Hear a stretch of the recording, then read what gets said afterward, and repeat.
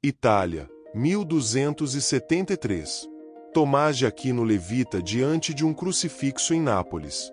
Chorando, a 1 metro do chão, ele ouve Cristo dizer: "Escreveste bem sobre mim, Tomás. Que recompensa desejas?" Sua resposta: "Nada além de ti, Senhor." No dia seguinte, ele para de escrever. Para sempre. Aos 49 anos, o homem que escreveu 8 milhões de palavras sobre Deus, a Suma Teológica, comentários de Aristóteles, tratados filosóficos que moldaram o Ocidente, declarou que tudo aquilo era apenas palha comparado ao que vira naquele êxtase. Mas antes de levitar, antes de ser chamado doutor angélico, ele foi apenas um menino gordo e silencioso que os colegas chamavam de boi mudo da Sicília. Fique aqui, pois você vai conhecer a história de como um garoto intimidado se tornou o maior teólogo da história da Igreja.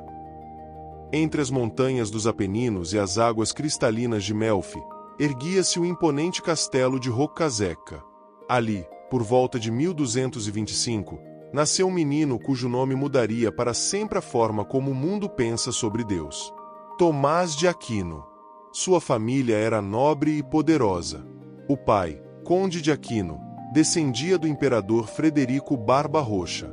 A mãe, Teodora, trazia sangue normando, os conquistadores que haviam subjugado a Sicília séculos antes.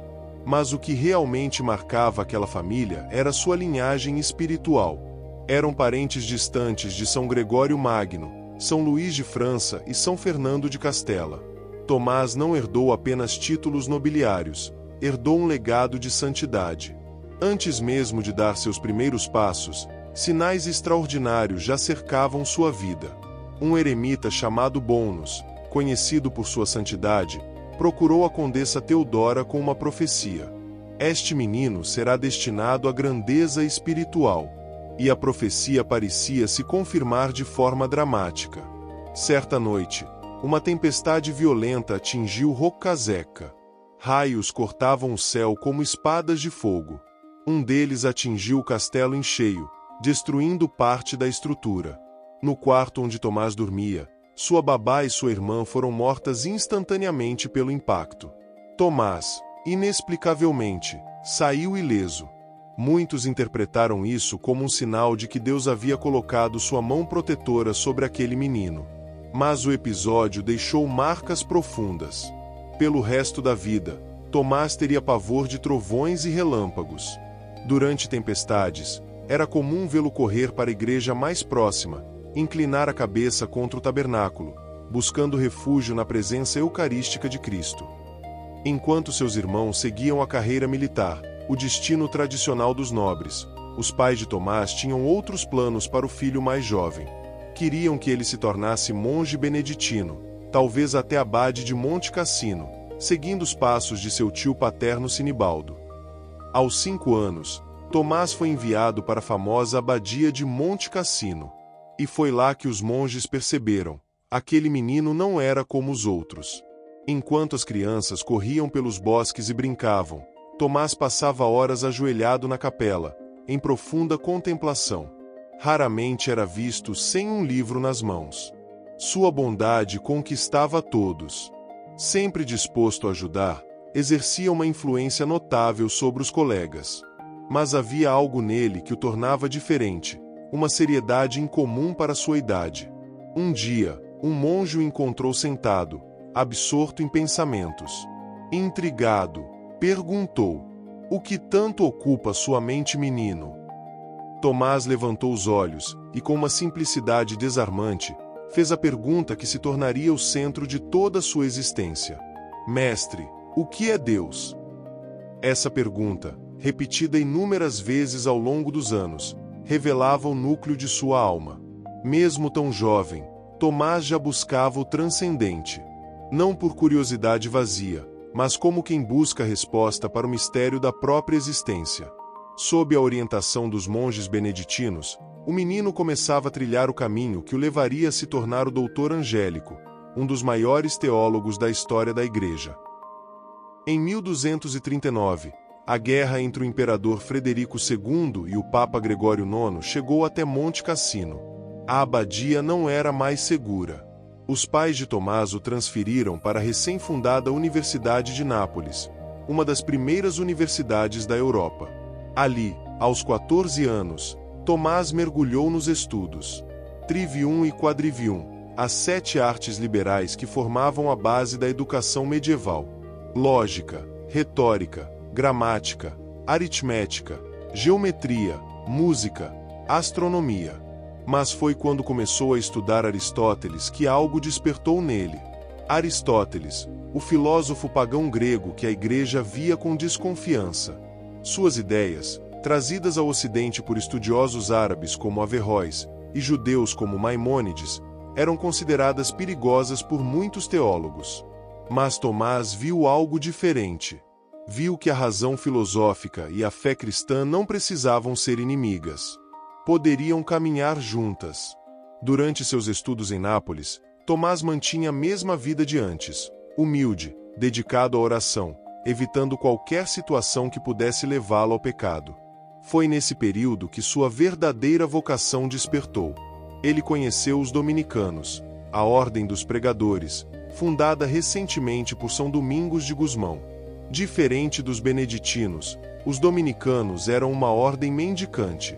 Viviam de esmolas, pregavam nas ruas, dedicavam-se ao estudo da Escritura e da teologia para combater heresias. Tomás sentiu um chamado irresistível.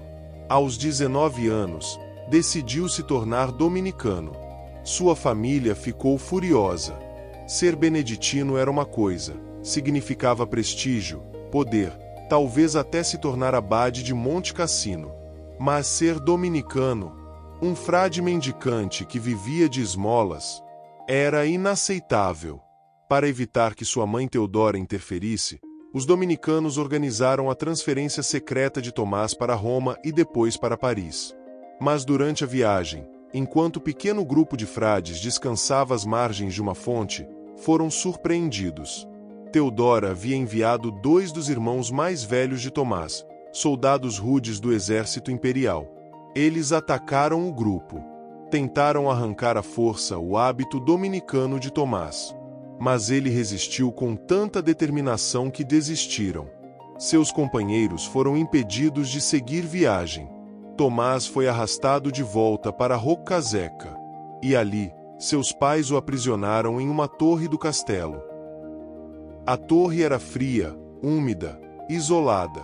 Tomás passou mais de 1 ano ali, prisioneiro de sua própria família.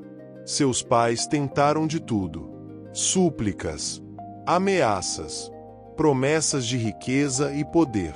Nada funcionou. 2 de suas irmãs, Marieta e Teodora, foram enviadas para convencê-lo a desistir. Mas em vez de Tomás ceder, foram elas que se transformaram. Marieta, tocada pela fé inabalável do irmão, decidiu se tornar freira beneditina. Mais tarde seria uma abadesa virtuosa. Teodora, casada como condessa de São Severino, também abraçou uma vida de santidade. Durante o longo cativeiro, Tomás não desperdiçou tempo. Secretamente, suas irmãs lhe traziam livros enviados pelos dominicanos de Nápoles. E ali, sozinho naquela torre, ele estudou com ferocidade. Decorou a Bíblia inteira. Memorizou os 4 livros das sentenças de Pedro Lombardo, o principal manual de teologia da época. Começou a escrever seus primeiros tratados. Mas o maior desafio à sua integridade ainda estava por vir. Seus 2 irmãos, desesperados para quebrar sua resistência, arquitetaram um plano cruel. Introduziram em seu quarto uma mulher de má reputação, para tentá-lo, para manchar sua pureza, para provar que ele era apenas um homem como qualquer outro. Tomás, num ato de indignação e coragem, agarrou um tição em brasa da lareira. Com um pedaço de madeira flamejante nas mãos, expulsou a mulher do quarto. Depois, traçou uma cruz na parede com o mesmo tição ainda ardente. E prostrou-se em oração, clamando a Deus pela graça da castidade perpétua. Foi então que algo extraordinário aconteceu. Durante a oração, ele entrou em êxtase. 2 anjos apareceram diante dele, resplandecentes, e disseram: Viemos da parte de Deus para te revestir com o cinto da castidade perpétua. O Senhor ouviu tuas súplicas. Aquilo que a fragilidade humana nunca poderá merecer é assegurado para ti, pela irrevogável graça de Deus. Os anjos colocaram ao redor de sua cintura um cordão celestial, tão apertado que Tomás soltou um grito involuntário. Servos correram ao quarto, mas ele manteve o ocorrido em segredo. Só revelaria essa experiência em seu leito de morte, ao padre Reginaldo, seu confessor. Tomás testemunhou que, desde aquele dia, nunca mais sofreu tentações carnais. Uma graça que atribuiu exclusivamente à intervenção divina. Após sua morte, o cordão milagroso tornou-se uma relíquia sagrada, preservada até hoje no convento de Chieri, no Piemonte. Em 1244, após mais de um ano de prisão, sua mãe Teodora finalmente se rendeu. Mas não publicamente. Ela arquitetou uma fuga secreta, assim preservaria a dignidade da família, evitando a humilhação de uma rendição aberta aos dominicanos. Assim como São Paulo foi descido em uma cesta do muro de Damasco, Tomás foi descido da torre em uma cesta. Os frades esperavam embaixo. Livre, ele foi primeiro a Nápoles, depois a Roma, onde encontrou o mestre-geral da Ordem dos Pregadores. Seu compromisso com os dominicanos estava consolidado. Mas para protegê-lo de novas pressões familiares, foi enviado para longe, para Colônia, na Alemanha. Ali se tornaria discípulo de um dos maiores mestres de sua época, Santo Alberto Magno.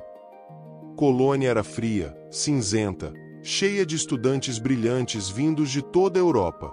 Tomás, alto, gordo e extremamente silencioso, passava despercebido entre eles. Mantinha-se discreto sobre sua extraordinária inteligência. Preferia ouvir a falar, observar a debater. Os colegas, vendo aquele jovem italiano calado e desajeitado, começaram a chamá-lo de boi mudo da Sicília.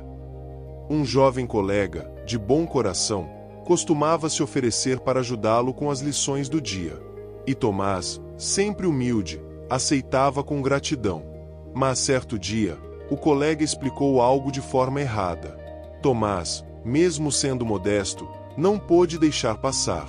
Pegou o livro e corrigiu o erro, explicando com tanta clareza e precisão que deixou o outro estudante boquiaberto. O jovem, impressionado, pediu para que dali em diante fosse ele o aluno. Tomás concordou, desde que mantivessem isso em segredo. Pouco tempo depois, um artigo escrito por Tomás, resolvendo uma questão teológica extremamente complexa, chegou às mãos de Alberto Magno. Impressionado, o santo professor decidiu testar publicamente o conhecimento de seu aluno silencioso. Durante o debate, Alberto ficou tão maravilhado que declarou aos presentes: "Nós chamamos o irmão Tomás de boi mudo da Sicília. Mas eu vos digo, um dia seus mugidos serão ouvidos em todos os confins da terra." A profecia estava se cumprindo. Em 1245, Tomás acompanhou Alberto Magno a Paris, o centro intelectual da cristandade. Ali estudaram, ensinaram e Alberto recebeu o título de doutor em teologia. Durante a viagem, levavam apenas o essencial, a Bíblia e o livro das sentenças. Em Paris, Tomás conquistou a admiração de todos por sua devoção, humildade e sabedoria. Foi ali que conheceu um jovem franciscano chamado Boaventura, um estudante brilhante com quem formou uma amizade profunda. Os dois receberam juntos o título de bacharel em teologia em 1248. Séculos depois, ambos seriam proclamados santos e doutores da Igreja. E Santo Alberto Magno também. 3 doutores da Igreja, conversando, convivendo, estudando no mesmo lugar, ao mesmo tempo. De volta à Colônia, Tomás assumiu um papel docente sob orientação de Alberto. Sua clareza, brevidade e profundidade no ensino atraíam multidões. Pouco depois, foi ordenado sacerdote e dedicou-se ainda mais à oração e à celebração do sacrifício eucarístico, que seria o centro de toda a sua espiritualidade. Após 4 anos ensinando em Colônia, foi designado para obter o doutorado em Paris. Embora se julgasse indigno de tal título, aceitou com humildade. E foi ali que começou a escrever as obras que mudariam o mundo. Durante seus anos em Paris, Tomás produziu uma quantidade assombrosa de trabalho.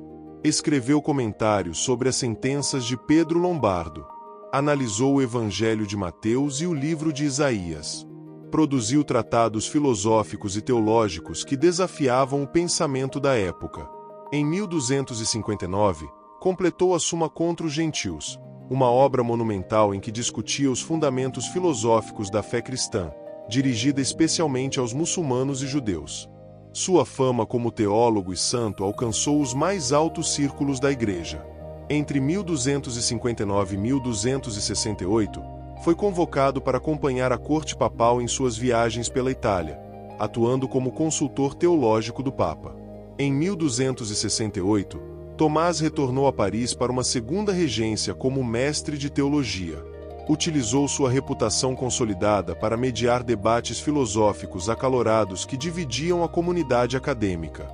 Escreveu tratados defendendo posições intermediárias sobre questões controversas, como se o mundo poderia ser provado como eterno ou criado no tempo, e se todos os seres humanos compartilham um único intelecto. Mas foi durante esse período que começou sua maior obra, a Suma Teológica, um tratado sistemático de teologia que organizava todo o conhecimento cristão de forma lógica, clara e profunda. A obra seria tão monumental que, mesmo trabalhando incansavelmente, Tomás não conseguiria terminá-la antes de sua morte. Simultaneamente, produzia comentários sobre Aristóteles, mostrando como a filosofia do pagão grego podia servir à teologia cristã. Ao término de seu segundo mandato em Paris, retornou à Itália, estabelecendo-se em Nápoles. Ali passou seus últimos anos tentando concluir a Suma Teológica e seus comentários, embora nenhuma das duas obras tenha sido finalizada completamente. 6 de dezembro de 1273. Capela de São Nicolau, Nápoles. Tomás permaneceu mais tempo do que o habitual em oração. O sacristão Dominique de Caserta, ao entrar na capela, testemunhou algo extraordinário. Tomás estava levitando diante de um ícone de Cristo crucificado, chorando, a 1 metro do chão. E Cristo falou com ele: "Escreveste bem sobre mim, Tomás. Que recompensa desejas pelo teu trabalho?" A resposta de Tomás foi imediata: "Nada além de ti, Senhor."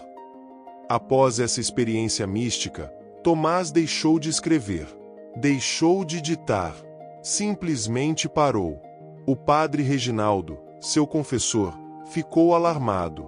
Perguntou por que havia abandonado seu trabalho. Tomás respondeu com voz calma, mas firme: "Meus trabalhos chegaram ao fim. Diante do que me foi mostrado, tudo o que escrevi até agora parece apenas palha. Rogo a misericórdia divina que minha vida também esteja próxima de seu término." No mês seguinte, Tomás recebeu um chamado papal para participar do Concílio Geral de Lyon, destinado a promover a união entre as igrejas grega e latina. Apesar de enfermo, partiu de Nápoles acompanhado por Reginaldo e outros frades. Durante a viagem, sua condição piorou drasticamente. Sem conventos dominicanos por perto, aceitou o convite dos monges cistercienses e foi levado à abadia de Fossanova.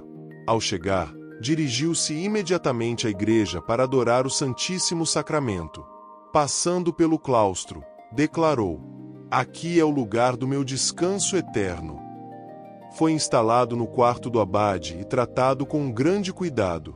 Respondendo ao pedido dos cistercienses, iniciou uma explicação sobre o Cântico dos Cânticos, mas não pôde concluí-la. Quando percebeu que o fim se aproximava, fez uma confissão geral ao padre Reginaldo, chorando abundantemente. Em seguida, de joelhos diante do Santíssimo Sacramento, declarou com clareza e emoção: "Recebo-vos, ó preço da redenção da minha alma. Recebo-vos, ó viático da peregrinação de minha alma. Por amor de quem eu tenho estudado, vigiado, trabalhado e ensinado. Consagro-vos tudo o que já fiz e submeto tudo ao julgamento infalível de vossa Santa Igreja Romana, em cuja obediência estou prestes a partir desta vida."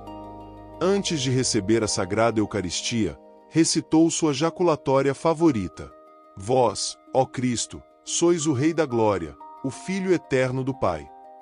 Após comungar, recitou versos do Adoro-te Devote, um dos hinos eucarísticos que ele mesmo compôs e que os católicos cantam até hoje. No dia seguinte, ao receber a extrema-unção, respondeu às orações com serenidade enquanto os que o cercavam choravam. Procurou consolar os irmãos dominicanos. Agradeceu profundamente a caridade dos cistercienses. Havia um monge jovem que lhe perguntou: Padre, como posso viver sem ofender a Deus? Tomás respondeu: Caminhe sempre na presença do Senhor, pronto para prestar contas a Ele. Assim nunca se separará dele pelo pecado. Essas foram suas últimas palavras. Pouco depois, faleceu. Era 7 de março de 1274. O santo frade tinha apenas 49 anos. Em 1323, Tomás de Aquino foi canonizado em Avignon. No século XVI, São Pio V reconheceu sua vasta contribuição teológica e conferiu-lhe o título de doutor da Igreja. Por sua pureza de vida e brilhantismo intelectual, passou a ser chamado de doutor angélico. O Papa Pio XI elevou ainda mais sua posição, atribuindo-lhe o título de doutor universal da Igreja. São Tomás de Aquino viveu apenas 49 anos. Mas nesse tempo, mudou para sempre o curso do pensamento cristão. Ele provou que fé e razão não são inimigas, são irmãs que se completam.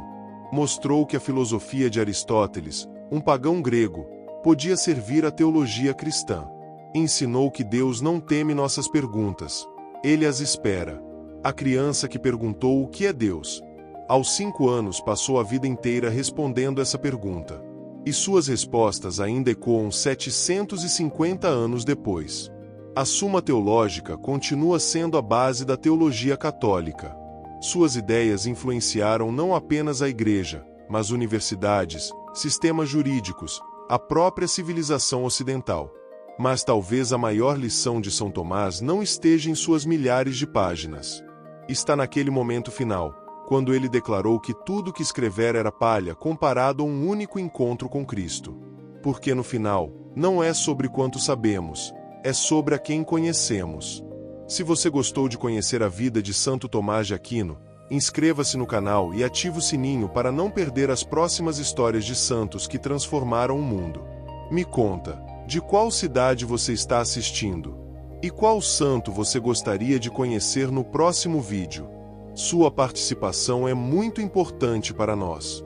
Se esta história tocou seu coração, deixe seu like e compartilhe com alguém que precisa conhecer o exemplo de fé, inteligência e santidade de Tomás de Aquino.